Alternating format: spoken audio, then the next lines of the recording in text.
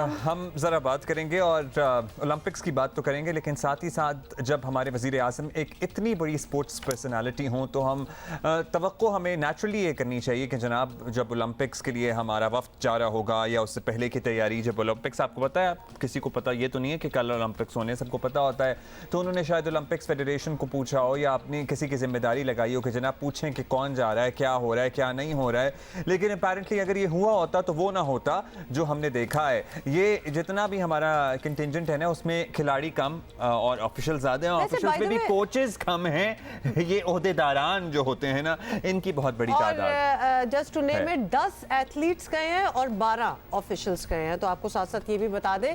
और but I don't know why we are not talking about the professional coaches, we are talking about officials, but I don't know why you are surprised. By the way, ये तो दिहाइयां गुजर गई हैं जब से यही situation चल रही है।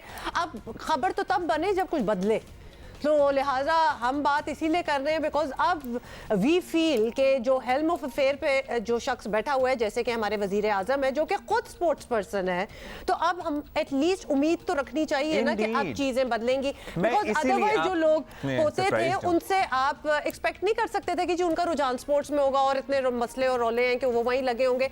बट नो, खान साहब को तो बड़ी अच्छी तरह पता है कि स्पोर्ट्स किस तरह आपकी जिंदगी जो है वो बदल सकती है। जनाब इसी पे हम बात करेंगे और हमारे पास बड़े ही खास मेहमान हैं, ओलंपियन इस्लाउद्दीन साहब हमारे साथ मौजूद हैं। बहुत शुक्रिया इस्लाउद्दीन साहब, आपने वक्त दिया हमें।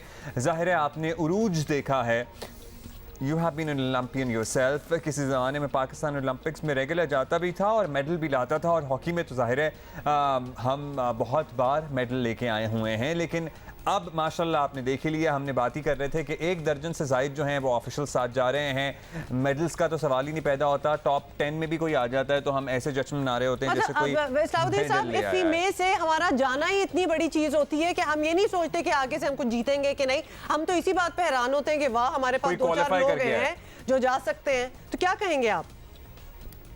ओलंपिक की एक क्वालिफाइंग रैंकिंग होती है।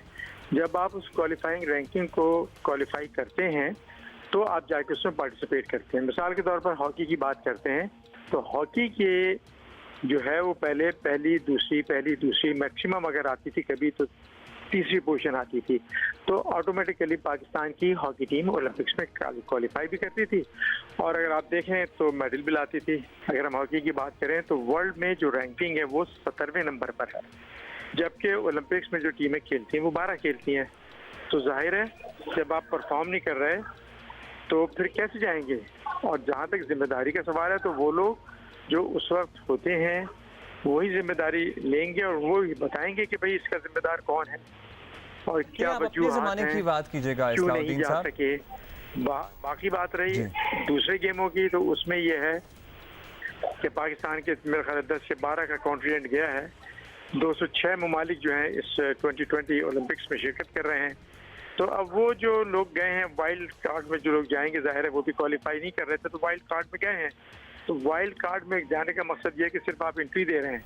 और हाँ, ये कि आगे मेडल जीतने की बात तो वो तो कहते हैं ना कि अभी कहना कुछ वक्त होगा। अल्लाह करे जो लोग गए मेडल जीते। इस्लाउद्दीन जी, आप बहुत बहुत शुक्रिया हमसे बात करने का, लेकिन बात सारी वहीं आ जाती है। This needs to be taken into account. 10 athletes और 12 ऑफिशियल्स, मतलब ये इक्वेशन ही ठीक कर दें तो बहुत बेहतर हो जाएगा।